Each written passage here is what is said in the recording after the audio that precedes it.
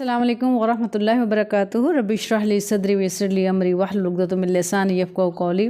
آج ہم دیکھیں گے کہ پارہ نمبر 19 میں اللہ تعالیٰ نے کیا فرمایا ہے اور کون سی ہماری عمل کی بات نکلتی ہے، اور ہم نے اپنا اس میں محاسبہ کرنا ہے کہ ہم نے کیسے اپنی زندگی کو لے کر قرآن و سنت کے مطابق چلنا ہے۔ تو آج ہم اس کو دیکھیں گے۔ دیکھیں اللہ تعالیٰ فرماتا ہے آیت نمبر 27 میں، اللہ تعالیٰ فرماتے ہیں وَيَوْمَ يَعُضُّ الظَّالِمُ عَلَىٰ يَدَيْهِ يَقُولُ يَا لَيْتَنِي اتَّخَذْتُ مَعَ الرَّسُولِ سَبِيلًا۔ اور اس دن ظالم شخص اپنے ہاتھوں کو چبا چبا کر کہے گا، ہائے کاش میں نے رسول اللہ صلی اللہ علیہ وسلم کی راہ اختیار کی ہوتی۔ اچھا، ظالم شخص جو ہے کس دن؟ قیامت کے دن۔ یہاں پہ قیامت کو اللہ تعالیٰ بتا رہے ہیں، قیامت کے دن جو ظالم شخص ہوگا۔ اور آپ کو پتہ ہے ظالم شخص کون ہوتا ہے؟ ظالم وہ ہوتا ہے جو کسی کو حق نہ دیتا ہو۔ جب اس کے جو اصطلاحی اس کے معنی یہ ہوں گے کہ جب کسی چیز کو اس کی جگہ سے ہٹا دیا جائے تو وہ ظلم ہو جاتا ہے، یعنی جب کسی کو کسی کا حق نہ دیا جائے وہ انسان ظالم ہو جاتا ہے۔ وہ حق چاہے رائے کے برابر چھوٹا سا ہی کیوں نہ ہو، تو جب کسی کا حق جو انسان کھاتا ہے وہ ظالم ہو جاتا ہے، اور کسی کا حق نہ دینے والا ظالم کہلاتا ہے۔ تو ظالم لوگ قیامت کے دن اپنے ہاتھوں کو چبائیں گے اور کہیں گے اے کاش ہم نے رسول اللہ صلی اللہ علیہ وسلم کی راہ اختیار کی ہوتی۔ یعنی ان کو یہ اس وقت اتنا دکھ اور افسوس ہوگا جب وہ عذاب دیکھیں گے کہ ان کو اللہ کی طرف سے کتنا عذاب دیا جا رہا ہے، کہ دنیا میں تو وہ دوسروں کے حق کھا کھا کے ظالم بن گیا اور یہ سوچا کہ ہم تو یہاں پہ عیش و آرام کی زندگی گزار رہے ہیں، بس ٹھیک ہے، آخرت کی پرواہ نہیں تھی، فکر نہیں تھی، چاہے ایک سوئی بھی کسی نے کسی کی دینی ہے تو وہ بھی ظلم کما رہا ہے اگر نہیں دیتا تو جو ظالم انسان ہے اس کی بخشش نہیں ہے، اور ظالم انسان کو سخت سزا ملنے والی ہے۔ اور وہ اللہ تعالیٰ فرما رہا ہے قیامت کے دن اپنے ہاتھوں کو چبائے گا اور کہے گا کہ اے کاش میں نے نبی کی راستے کو اختیار کیا ہوتا، سنتوں کو اختیار کیا ہوتا، آپ صلی اللہ علیہ وسلم کی سیرت کو دیکھا ہوتا اور معاملات کو دیکھا ہوتا کہ کس طرح سے آپ صلی اللہ علیہ وسلم نے زندگی گزارنے کا حکم دیا ہے، کاش میں ویسے زندگی گزارتا۔ اور یہ ظلم کر کے اس نے اپنے آپ کو خود خراب کیا۔ تو ایک ظالم شخص کے بارے میں اللہ تعالیٰ فرما رہے ہیں کہ ظالم شخص کا آخرت میں کیا حال ہوگا۔ پھر وہ کہے گا ہائے افسوس، کاش میں نے فلاں کو دوست نہ بنایا ہوتا۔ یعنی وہ اس وقت بہت زیادہ پچھتائے گا اور کہے گا کاش فلاں فلاں کی میں نے دوستی نہ کی ہوتی۔ یہ وہ لوگ تھے جو اس کو ظلم پہ، برائی پہ اکساتے تھے۔ دیکھیں اچھے دوست جو ہوتے ہیں نا وہ بھی اللہ کی بہت بڑی بلیسنگ اور نعمت ہوتے ہیں، کہ وہ انسان کو روکتے ہیں بار بار کہ یہ کام نہ کرو، غلط ہے، یہ کام نہ کرو، غلط ہے، یہ اسلام کے خلاف ہے، یہ سنت کے خلاف ہے۔ لیکن وہ لوگ جو شریعت کے خلاف جانے کو کہتے ہیں تو وہ افسوس کے لائق ہوتے ہیں وہ دوست، کیونکہ وہ دنیا بھی خراب کر رہے ہوتے ہیں، انسان کی آخرت بھی خراب کر رہے ہوتے ہیں۔ جیسے نماز کے پڑھنے کا ٹائم ہوتا ہے تو دوست یہ کہتا ہے کہ چلو، ایک اچھا دوست وہ ہوتا ہے جو کہے چلو مسجد میں چلتے ہیں، نماز پڑھتے ہیں، جبکہ برا دوست وہ ہوتا ہے جو کہتے ہیں نہیں، یہاں کے بجائے ہم کسی ایسی محفل میں جاتے ہیں جہاں رنگ رلیاں منائی جاتی ہیں۔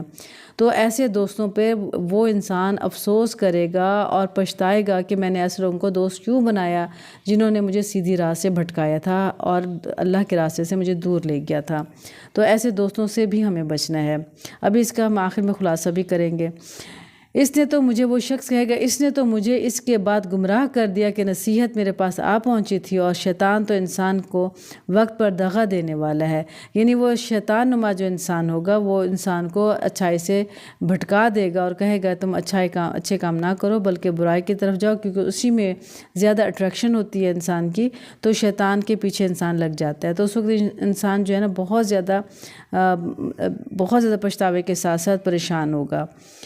آگے پھر اور رسول کہے گا، یعنی ہمارے نبی کریم صلی اللہ علیہ وسلم اس وقت کہیں گے اے میرے پروردگار، بے شک میری امت نے اس قرآن کو چھوڑ رکھا تھا۔ وقال رسول یا ربی ان قوم اتخذوا ھذا قرآن مہجورا۔ یعنی اور رسول کہے گا کہ اے میرے پروردگار، بے شک میری امت نے اس قرآن کو چھوڑ رکھا تھا۔ اب دیکھیں اس میں جو عمل کی باتیں، تو یہ ایک تو ظلم سے بچنا ہے، خود کو ظلم سے بچانا ہے۔ کسی کا آج زندگی ہے، مہلت ہے، کسی کے اگر رائے برابر بھی کوئی چیز دینی لینی ہے یا کسی کا حق کھایا تو اس کو دے کے اپنی جان چھڑائیں، جہنم سے جان چھڑائیں۔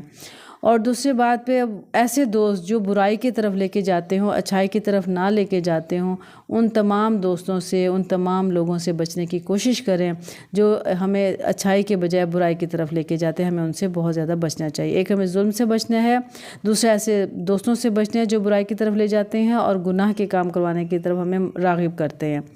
تیسرے نمبر پہ اللہ تعالیٰ فرما رہا ہے کہ تو مجھے جو نصیحت وہ شخص کہے گا کہ مجھے نصیحت آپ پہنچی تھی۔ ایز اے مسلم ہمیں ہر چیز کا پتہ ہے، ہر انسان کو پتہ ہے کہ قرآن پڑھنا ہے، نماز پڑھنی ہے، اچھے کام کرنے ہیں، شریعت کے مطابق زندگی گزارنی ہے، لیکن شیطان جو انسان کو دھوکہ دے دیتا ہے، دغا دے دیتا ہے، تو یہاں اللہ تعالیٰ فرما رہا ہے جو شیطان نما لوگ ہیں اور جو شیطان ہے وہ تمہارا کھلا دشمن ہے اور وقت پہ دغا دے گا، یعنی قیامت کے دن جس وقت ان سے کہا جائے گا کہ تم نے تو ہمیں برائی کی طرف بلایا تھا، اب ہمیں تم یہاں پہ بھی تو بچاؤ، تو وہ لوگ کہیں گے کہ نہیں، ہم نے تو تمہیں صرف اشارہ کیا تھا۔ شیطان کہے گا میں نے تمہیں صرف ایک مشورہ دیا تھا، اشارہ تم خود ہی چل پڑے تھے میرے پیچھے۔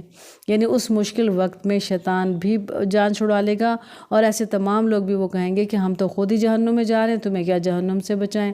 تو میری عزیز بہنوں، یہ تمام سوچنے کی باتیں ہیں، اور ہمارے نبی صلی اللہ علیہ وسلم کی جو گواہی ہوگی وہ بھی پھر ہمارے حق میں نہیں ہوگی، ہمارے خلاف ہوگی، کہ نبی صلی اللہ علیہ وسلم بھی خود کہیں گے کہ انہوں نے قرآن چھوڑ دیا تھا۔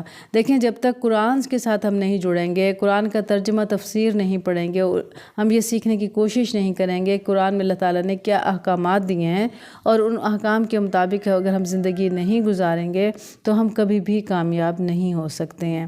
تو اس لیے اس کی بہت کوشش کریں کہ ہم قرآن کو اپنی زندگی کا لازمی جز بنائیں، اور ہمارے ہاتھ میں ہر وقت قرآن پاک ہونا چاہیے، احادیث اور سنت ہونی چاہیے، تاکہ ہم دیکھیں قرآن میں اللہ تعالیٰ نے کیا فرمایا ہے۔ جائزہ لیں اپنا، محاسبہ کریں ہم اپنا، کیونکہ ہمیں ہر انسان کو اس وقت اپنی عمر کا جائزہ لے لیں، وہ چاہے ਟین ایج میں ہے، چاہے 30 یا +40 ہے، کچھ بھی ہے، یا 50 ہے یا 60 ہے، کچھ بھی عمر کا جو بھی حصہ اس وقت اپنے اوپر غور و فکر کرنے کی بات ہے، اپنا محاسبہ کرنے کی ضرورت ہے، اور دیکھنے کی ضرورت ہے کہ ہم یہ تمام غلطیاں تو نہیں کر رہے ہیں اپنی زندگی میں جو ہمیں نہیں کرنی چاہیے۔ اگر ہم یہ غلطیاں کریں گے تو قیامت کے دن سوائے پچھتاوے کے ہمیں اور کچھ بھی حاصل نہیں ہوگا۔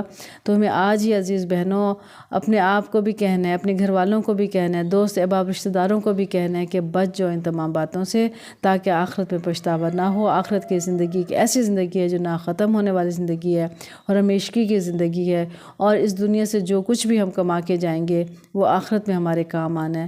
یہاں سے اچھے عمل کما جائیں گے تو وہاں ہمیں اچھائی ملے گی، یہاں سے برے عمل کمائیں گے تو وہاں پہ برائی ہوگی۔ تو یہ دنیا آزمائش اور ٹیسٹ کی جگہ ہے، اس میں اپنے آپ کو ہوش مندی سے وقت ہمیں گزارنا ہے۔ ہم نے یہ دیکھنا ہے کہاں کہاں ہم غلطیاں کر رہے ہیں، کہاں کہاں ہم نے اپنے آپ کو ٹھیک کرنا ہے اور اصلاح کرنی ہے۔ اللہ تعالیٰ سے التجا اور گزارش کرتے ہیں اللہ تعالیٰ ہمیں علم کے ساتھ عمل کرنے کی توفیق اور سعادت نصیب فرمائے، پکا سچا مسلمان بنائے، پڑھنے پڑھانے سیکھنے سکھانے میں اگر ہم سے کوئی غلطی ہوگی تو اللہ تعالیٰ اس سے درگزر فرمائے اور ہمیں معاف فرمائے، آمین یا رب العالمین۔